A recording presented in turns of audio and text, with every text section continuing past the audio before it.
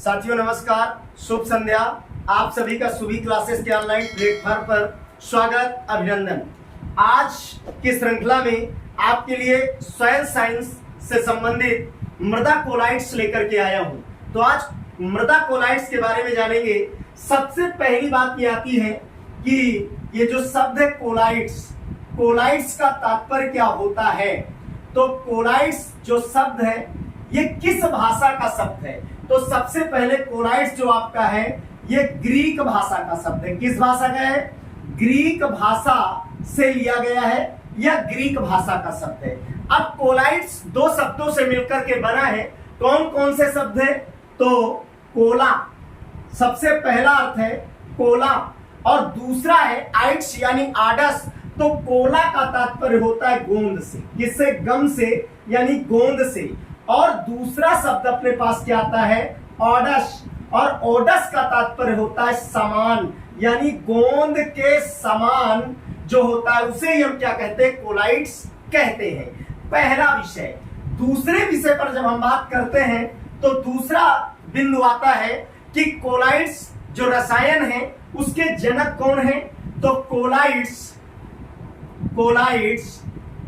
रसायन के जनक किसको कहा जाता है भाई? थॉमस ग्रहम को। कोलाइट्स रसायन के जनक कौन है? तो कोलाइट्स रसायन के जनक कौन है भाई? थॉमस ग्रहम को कहा जाता है। थॉमस ग्रहम को कोलाइट्स रसायन का जनक कहा जाता है। कब का? यानी समय क्या था? 1861। कितना? 1861। ये जो है रसायन के यानी कोलाइट्स रसायन के जनक माने जाते हैं। कौन माने जाते हैं? Thomas Graham. अब सबसे बड़ी बात आती है कि जो कोलाइट्स को वर्गीकृत किया गया, तो सबसे पहली बात आती है कि कोलाइट्स को हम परिभाषित कैसे करेंगे कि कोलाइट्स है क्या। कोलाइट्स है क्या? तो अगर इसको हम परिभाषित करना चाहें तो परिभाषित करने के लिए सबसे पहला विषय बनता है कि मीन्स कोलाइट्स या मृदा कोलाइट्स, क्योंकि इनके गुण भिन्नात्मक हैं। तो कोलाइट्स होते क्या हैं? तो ऐसे पदार्थ जिनका विसरण, ध्यान दें, कोलाइट्स क्या होते हैं? ऐसे पदार्थ जिनका विसरण धीरे या विसरित न हो या आंशिक विसरण हो, उन्हें कोलाइट्स कहा जाता है। जबकि दूसरे क्या होते हैं? क्रिस्टलाभ।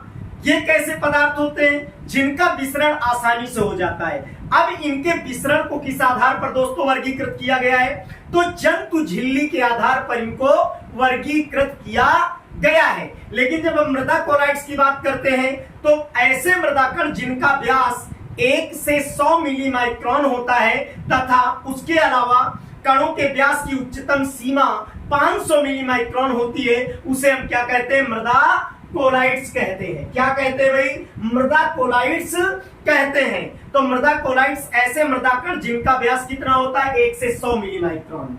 ऐसे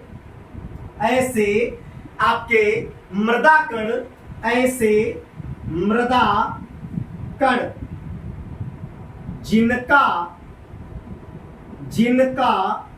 व्यास कितना है भाई? तो कहा गया 1 से 100 मिली माइक्रोन होता है। माइक्रोन होता है, ठीक है। वो क्या कहलाते हैं आपके? तो वे मृदा कोलाइट्स कहलाते हैं। क्या कहलाते हैं भाई? मृदा कोलाइट्स। क्या कहलाएंगे भाई? मृदा कोलाइट्स कहा जाता है। मृदा कोलाइट्स कहते हैं। अब कह रहा है कि मृदा कोलाइट्स तो कहते हैं, लेकिन इनके कणों का व्यास उच्चतम कितना होता है? तो कणों का व्यास उच्चतम जो सीमा होगी इनकी वो 500 मिली माइक्रोन होगी। तो इधर देखें कि कणों का उच्चतम व्यास या अधिकतम व्यास, उच्चतम व्यास कितना होगा? तो 500 मिली माइक्रोन तक होता है। बहुत आसानी से समझ सकते हैं। चैप्टर नंबर 3 कृषि रसायन एग्रीकल्चर केमिस्ट्री का चैप्टर नंबर 3 है। तो यहां पर हम उसके बारे में जानते हैं जो सॉइल साइंस से संबंधित है। अब मैं बात करता हूं कि मैंने सीधा आपको बता दिया कि कोलाइट्स या मृदा कोलाइट्स किसे कहते हैं? तो मैंने कहा ऐसे मृदा कण जिनका व्यास 1 से 100 मिली माइक्रोन होता है वो क्या कहलाते हैं? मृदा कोलाइट्स कहलाते हैं। जिनके कण की दोस्तों उच्चतम सीमा कितनी मैंने बताई 500 मिली माइक्रोन। लेकिन जल विलेय पदार्थों को जब बांटा गया, डिवाइड किया गया, तो किसमें बांटा गया और कैसे बांटा गया? तो जंतु विलेय पदार्थों को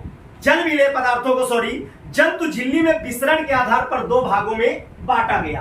तो यहां पर ये विषय समझते हैं, जल विलेय, विलेय माने घुलने वाले, जल विलेय पदार्थों को किसमें भाई? जंतु झिल्ली में विसरण के आधार पर, किसके आधार पर भाई? विसरण के आधार पर कितने भागों में बांटा गया? तो 2 भागों में। कितने भागों में भाई? 2 भागों में विभक्त किया गया। 2 भागों में क्या किया गया दोस्तों? 2 भागों में विभक्त किया गया। अब वो 2 भाग कौन से हैं जो 2 भाग बांटे गए? तो एक क्रिस्टलाभ और दूसरा कोलाइट। जैसा कि यहां पर मैंने परिभाषा दी, केवल कोलाइट्स लिखा, लेकिन यहां आपको नोटिस करना है कि मृदा कोलाइट्स, क्योंकि कणों का व्यास किसमें लगेगा? मृदा में लगेगा। अब यहां जो 2 भाग बांटे गए, पहला भाग कौन सा बांटा गया दोस्तों? तो सबसे पहला इसका जो भाग बांटा गया वो क्या बांटा गया? क्रिस्टलाभ। क्या बांटा गया? क्रिस्टलाभ। ये अच्छे से समझ सकते हैं, जो बायोलॉजी के स्टूडेंट हैं वो समझ सकते हैं। जंतु झिल्ली और विसरण और परासरण, ये सिद्धांत हम बहुत अच्छे से बायोलॉजी में पढ़ते हैं और जानते हैं। उस सिद्धांत के आधार पर अब हम बात करते हैं कि 2 भागों में बांटा गया, एक क्रिस्टलाभ में बांटा गया, दूसरा कोलाइट्स में बांटा गया। क्रिस्टलाभ क्या होते हैं? ऐसे पदार्थ जो जंतु झिल्ली में आसानी से विसरित हो जाए। क्या हो जाए? तो यहां मैं लिखता हूं, ऐसे पदार्थ जो जंतु झिल्ली में क्या होते हैं भाई? जंतु झिल्ली में आसानी से क्या होते हैं भाई? आसानी से विसरित हो जाते हैं। क्या होते हैं? आसानी से विसरित हो जाते हैं, या यूं कह दूं गमन कर लेते हैं, या जिनमें गति हो जाती है उन्हें हम क्या कहते हैं? उन्हें हम क्रिस्टलाभ कहते हैं। लेकिन इसी में जब दूसरा मैटर हम उठाते हैं, दूसरा भाग जो है उसे क्या कहा गया? उसे कोलाइट्स कहा गया। क्या कहा गया भाई? कोलाइट्स। तो सीधा उत्तर हमें मिलता है कि ऐसे पदार्थ जो जंतु झिल्ली में विसरित नहीं होते या जिनका विसरण मंद गति से होता है वो क्या कहलाते हैं? कोलाइट्स कहलाते हैं।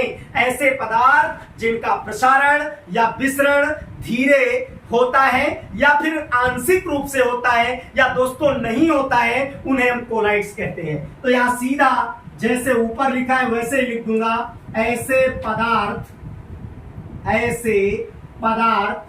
जिनका विसरण क्या होता है भाई? जंतु झिल्ली में क्या होता है? नहीं होता या आंशिक होता है, नहीं होता, या फिर दूसरी भाषा में कह दूं क्या? आंशिक होता है, आंशिक होता है। उन्हें हम क्या कहते हैं? उन्हें हम कोलाइट्स कहते हैं। मैं पुनः रिपीट करता हूं कि भाई जब हमने पढ़ा तो जल विलेय पदार्थों को जंतु झिल्ली में विसरण के आधार पर 2 भागों में बांटा गया। पहला क्रिस्टलाभ यानी ऐसे पदार्थ जिनका विसरण जंतु झिल्ली में दोस्तों आसानी से हो जाता है या गमन कर जाते हैं, ठीक है। लेकिन दूसरा कोलाइट्स जिनका आंशिक विसरण होता है या मंद विसरण होता है या कम विसरण होता है या विसरित नहीं होते या जिनका प्रसारण नहीं होता है, उन्हें हम कोलाइट्स कहते हैं। फिर मैंने यहाँ पर दर्शा दिया था पहले ही, मैंने कहा कोलाइट्स यानी मृदा कोलाइट्स, ऐसे मृदा कण जिनका व्यास मैंने बताया 1 से 100 मिली माइक्रोन होता है, मृदा कोलाइट्स कहलाते हैं। उच्चतम सीमा मैंने बताई 500 मिली माइक्रोन तक होती है। अब कोलाइट्स के गुण क्या होते हैं उसको हम जानेंगे। तो उसको जानने के लिए दोस्तों सबसे पहले ऊपर का आपने देख लिया होगा, कोलाइट्स ग्रीक भाषा का शब्द है, 2 शब्दों से मिलकर बना है।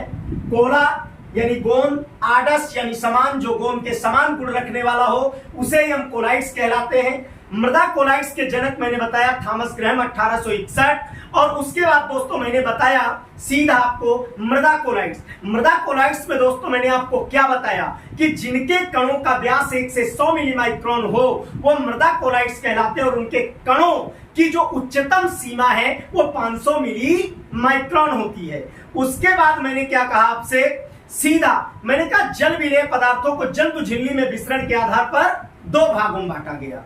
कौन कौन से 2 भाग? एक क्रिस्टलाभ, क्रिस्टलाभ में मैंने बताया जंतु झिल्ली में इनका आसानी से विसरण हो जाता है। दूसरा मैंने कहा कोलाइड्स, कोलाइड्स में क्या बताया, जिनका विसरण नहीं होता, आंशिक होता है या कम होता है, उन्हें हम कोलाइड्स कहते हैं। अब हम बात करने वाले हैं कोलाइड्स के गुण पर, तो इसको मैं साफ करता हूं और सीधा आते हैं अपने टॉपिक पर।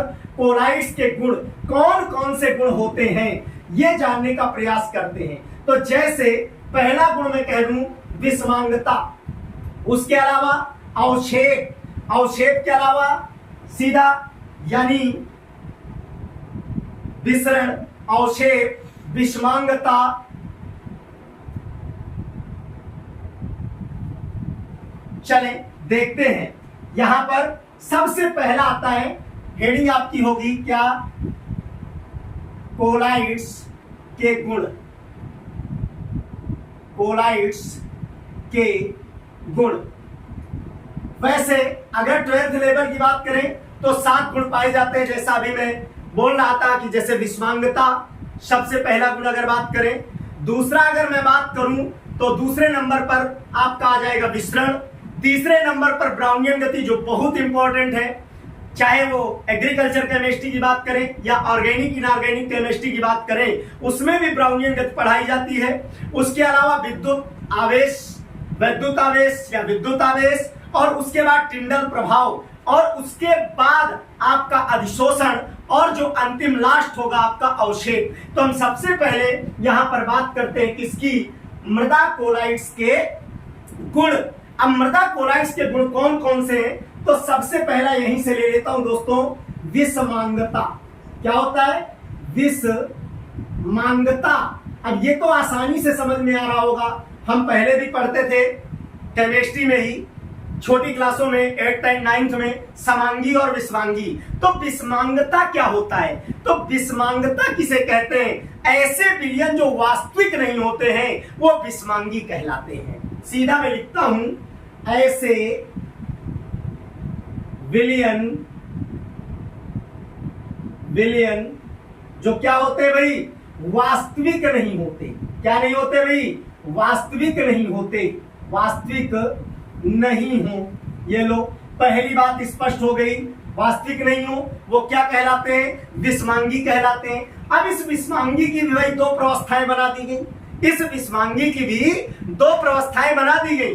कौन कौन सी प्रवस्थाएं बनाई गई, तो एक तो बनाई गई अपकीर्ण अवस्था ठोस, और दूसरी बनाई गई अपकीर्ण अवस्था मध्यम द्रव। चलो इसको समझते हैं। इसको समझने के लिए पहला मैं लेता हूं अपकीर्ण अवस्था ठोस। कौन सी लेता हूं, सबसे पहले अपकीर्ण अवस्था। कौन सी भाई, अपकीर्ण अवस्था ठोस। चलो पहली बात। दूसरा भी साथ में ले लेता हूं अपकीर्ण, अपकीर्ण अवस्था, अपकीर्ण अवस्था मध्यम द्रव या द्रव। चलो ये बात हमें बिल्कुल स्पष्ट समझ में आनी चाहिए कि दोनों में अंतर क्या है। तो अगर अपकीर्ण अवस्था ठोस और अपकीर्ण अवस्था मध्यम द्रव की बात करें, तो अपकीर्ण अवस्था जो ठोस होती है, सीधा सीधा स्पष्ट हो रहा है कि अवस्थाएं ठोस, द्रव, गैस, 3 अवस्थाएं पाई जाती हैं। इन तीनों अवस्थाओं को कौन प्राप्त करता है, तो जल प्राप्त करता है। अब अपकीर्ण अवस्था ठोस में, ठोस क्या है, कण, और उसके अलावा अपकीर्ण मध्यम द्रव। तो जो अपकीर्ण मध्यम द्रव होते हैं उन्हें कहते क्या है, तो यहाँ ध्यान दें, अपकीर्ण अवस्था मध्यम जो द्रव होती है उसे क्या कहा जाता है, तो जानते हो इन्हें क्या कहते हैं, सॉल। याद रखेंगे सभी, इंपॉर्टेंट है। इसे क्या कहते हैं, सॉल कहते हैं। किसको, अपकीर्ण अवस्था द्रव को। लेकिन यदि मध्यम जल, यदि मध्यम जल हो तो क्या कहा जाता है, तो जल यानी हाइड्रो, हाइड्रोसोल। तो तो ध्यान रखें, यहां पर मैं आगे लिख देता हूं नोट। नोट, सभी ध्यान दें, नोट। नोट में क्या आएगा? यदि मध्यम जल है तो उसे क्या कहेंगे? यदि इन दोनों अवस्थाओं के अलावा यदि माध्यम जल हो तो क्या कहेंगे उसे? तो सीधा देखें, उसे कहा जाएगा हाइड्रोसोल। क्या कहा जाएगा भाई? हाइड्रोसोल। नोटेड पॉइंट है यहां अपकीर्ण अवस्था ठोस, अपकीर्ण अवस्था द्रव, जिसे सोल कहते हैं। नोट मैंने कहा यदि मध्यम जल हो तो उसे क्या कहा जाता है? हाइड्रोसोल कहा जाता है। तो पहली बात अपनी समाप्त होती है, पहला गुण अपना समाप्त होता है। जब दूसरे गुण की ओर चलते हैं तो दूसरा गुण क्या कहलाता है? तो दूसरे गुण को विसरण कहा जाता है। क्या कहा जाता है दोस्तों? दूसरा गुण आपका क्या कहलाता है? विसरण कहलाता है। क्या कहलाता है? विसरण कहलाता है। अब विसरण में क्या होता है? तो सीधा सीधा उत्तर लिखना है कि मीन्स ऊपर पढ़ चुके हो क्रिस्टलाव एंड कोलाइड्स। ध्यान रखने की बात है, पूर्व में बता चुका हूं क्रिस्टलाव एंड कोलाइड। क्रिस्टलाव क्या होते हैं? जंतु झिल्ली में विसरित हो जाते हैं। और कोलाइड्स में मैंने क्या बताया था आपको साथियों? मैंने कहा था इनका विसरण नहीं होता या आंशिक होता है। तो सीधा लिख देंगे अर्धपारगम्य चयनात्मक होती है। क्या? जंतु झिल्ली। तो जंतु झिल्ली में इनका दोस्तों क्या होता है? विसरण नहीं होता है। तो सीधा लिख देंगे यहां पर क्या? अर्ध पारगम्य। अब अर्धपारगम्य चयनात्मक कौन है? तो वो है जंतु झिल्ली। और उस जंतु झिल्ली में क्या होता है? विसरण नहीं होता। क्या नहीं होता भाई साथियों? विसरण नहीं होता। झिल्ली में क्या नहीं होता? विसरण नहीं होता। क्या नहीं होता भाई? विसरण नहीं होता। विसरण नहीं होता। ये बात क्लियर हो गई। उसके बाद तीसरे पॉइंट की जब मैं बात करता हूं तो बहुत टॉप मोस्ट पॉइंट है आपका तीसरा पॉइंट क्या है? ब्राउनियन गति। क्या है भाई? ब्राउनियन गति। ब्राउनियन गति। चलो इसको समझते हैं, ये समझने का विषय है। ब्राउनियन गति, कोलाइड कण ऋणावेशित होते हैं, जिससे करते क्या है? ध्यान देंगे, कोलाइड्स कण टेढ़े मेढ़े कंपन करते हैं। अब सुनो, टेढ़े मेढ़े तो कंपन करते हैं, इसको मैं यहां डायग्राम के माध्यम से बनाता हूं। जैसे समझे, कोई ये कमरा है, मान लो रूम है, और कोई हम टेनिस बॉल लें।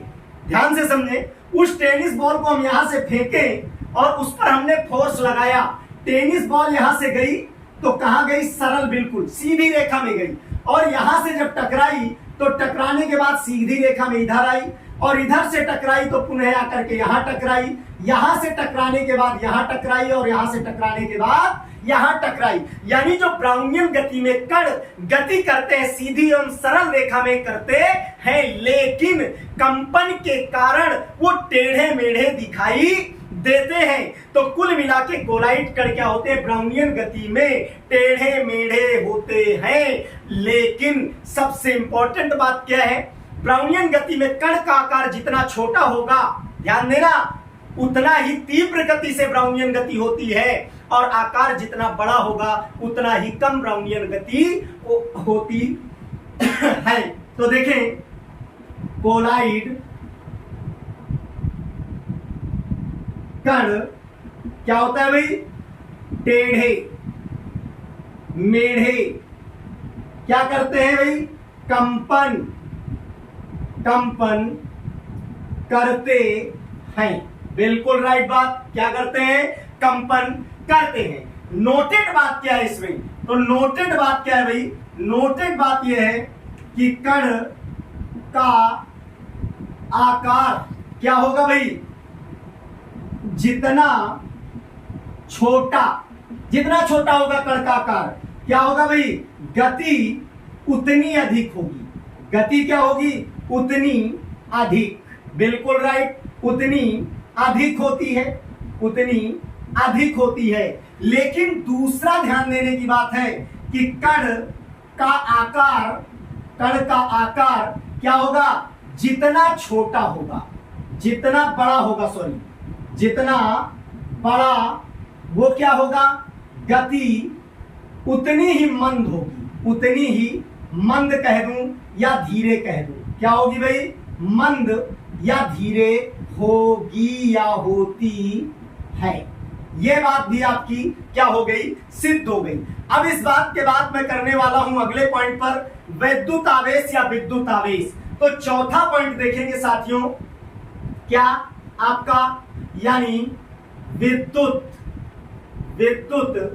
आवेश, विद्युत आवेश। चले भाई, आवेश प्रवाह देखें, आवेश में कोलाइडी कण क्या होते हैं सबको पता है, ऋण आवेशित होते हैं। अब ये करते क्या है, विद्युत आवेश के कारण धन आयनों को आकर्षित करते हैं। सभी को पता है कि जब समान आवेश वाले आयन होंगे तो वो क्या करते हैं, प्रतिकर्षण करते हैं, लेकिन असमान आवेश वाले आयन क्या करते हैं, आकर्षण करते हैं। जैसा एग्जांपल के तौर पे चुंबक, सब जानते हैं चुंबक में कितने पोल पाए जाते हैं, 2 पोल पाए जाते हैं। कौन कौन से, N और S, north and south. South को आप मिलाने का प्रयास करें, वो प्रतिकर्षित करेंगे।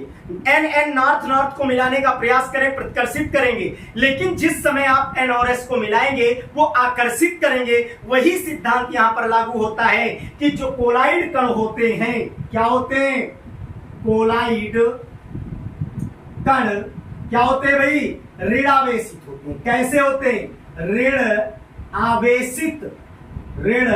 आवेशित होते हैं, बिल्कुल राइट, ऋण आवेशित होते हैं। अब जब ऋण आवेशित होते हैं तो दोस्तों ये क्या करेंगे, धन आयनों को आकर्षित करेंगे। क्या करेंगे, ऋण आवेशन के कारण धन आयनों को क्या करेंगे, धन आयनों को आकर्षित करते हैं, यानी अपनी ओर खींचते हैं, आकर्षित करते हैं। ये बात भी समझ में आ गई होगी।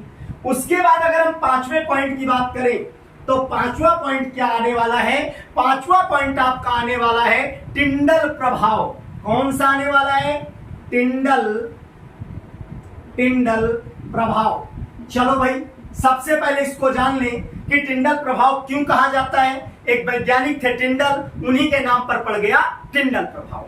अब एक बात आती है कि जो प्रकाश की किरणें होती हैं, प्रकाश की किरणों का पथ नीले रंग से प्रकाशित अगर है तो अंधेरे कमरे में जब तीव्र प्रकाश जाता है तो तीव्र प्रकाश की किरणें जाती हैं तो भाई धूल के निलंबित कण दिखाई देते हैं। इस घटना को हम कभी कभी अपने घरों में देख सकते हैं। जो रोशनदान होता है या कहीं से कोई जगह खुली हुई है विंडोज वगैरह में, उससे जब सूर्य का प्रकाश दिन का तीव्र आता है तो हम ध्यान से देखें तो उसमें कण निलंबित दिखाई देते हैं। तो सीधा सबसे पहले आता है कि ये जो टिंडल प्रभाव है, सीधा इस सिद्धांत को किसने दिया, टिंडल नामक वैज्ञानिक ने। किसने दिया भाई, टिंडल नामक वैज्ञानिक ने दिया। पहली बात, टिंडल नामक वैज्ञानिक ने दिया।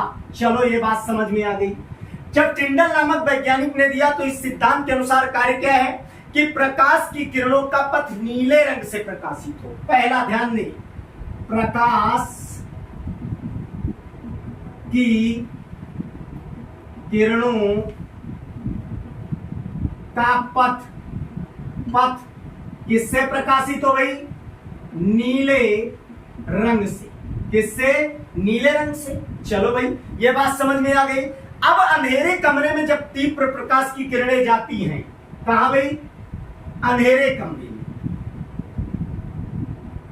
अंधेरे कमरे में तीव्र प्रकाश की किरणें जाती हैं तो तीव्र प्रकाश की किरणें जाती तो हैं, लेकिन उसमें हमें देखने को क्या मिलता है, तो उसमें हमें धूल के कण क्या होते हैं भाई, निलंबित दिखाई देते हैं। हवा में क्या होते हैं, निलंबित, या कह दे तैरते हुए, ठीक है, तैरते हुए दिखाई देते हैं। बस इसी घटना को हम क्या कह देते हैं, टिंडल प्रभाव कह देते हैं। क्या कह देते हैं साथियों, टिंडल प्रभाव कह देते हैं। अब अगला नंबर आपका छठा आएगा कोलाइड्स के गुण में। तो छठे नंबर पर आपका क्या आने वाला है, उसके बारे में अब हम जानने वाले हैं। तो 2 बचे हैं आपका अधिशोषण और 7वां आपका बचा है अवक्षेप। इन दोनों के बारे में हम जानने वाले हैं।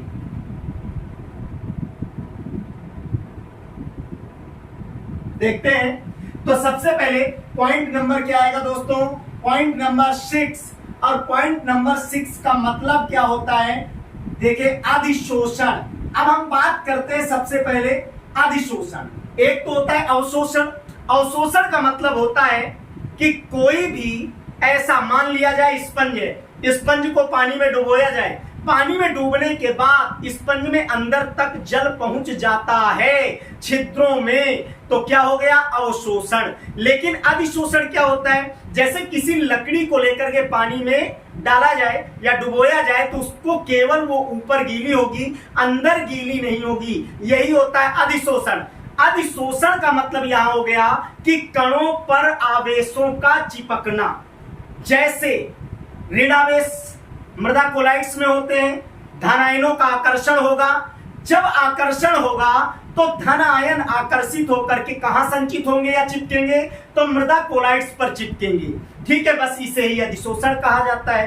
कैसे समझे, मीन्स मृदा कोलाइट्स, मृदा कोलाइट्स पर क्या होते हैं भाई, ऋणावेश। क्या होते हैं, ऋणावेश पाए जाते हैं। ऋणावेश मृदा कोलाइट्स पर ऋणावेश होते हैं। अब जब ऋणावेश होते हैं दोस्तों, तो ऋणावेश होने के कारण क्या होता है, बिल्कुल इजी बात है, क्या धन आयनों का आकर्षण होगा। बिल्कुल राइट बात है, क्या होगा भाई, धन आयनों का आकर्षण होगा। जब धन आयन आकर्षित होते हैं तो जो धन आयन आकर्षित हुए हैं वो कहां जाएंगे, तो उनका संचय मृदा कोलाइट्स पर होगा। तो आकर्षित धन आयन मृदा कोलाइट्स, मृदा कोलाइट्स पर क्या होंगे, संचित होंगे। क्या होंगे भाई, संचित होंगे, संचित होंगे। कैसे होंगे ये भी समझ ले। ये जैसे मृदा कोलाइट्स है, मान लो एक कण है, इसमें ऋणावेश है, अब आकर्षण हुआ तो धन आवेश क्या हो रहे हैं, इस प्रकार से संचित हो जाते हैं। ये कहलाता है अधिशोषण। अगर अंदर पहुंच जाए तो इसे क्या कहेंगे, अवशोषण। तो जो संचित होते हैं बस इसे ही हम क्या कह देते हैं, इसे ही हम दोस्तों कह देते हैं अधिशोषण। क्या कह देते हैं, अधिशोषण। और अगला पॉइंट है आपका, जो पॉइंट नंबर 7 है, वो है अवक्षेप। क्या है भाई, अवक्षेप।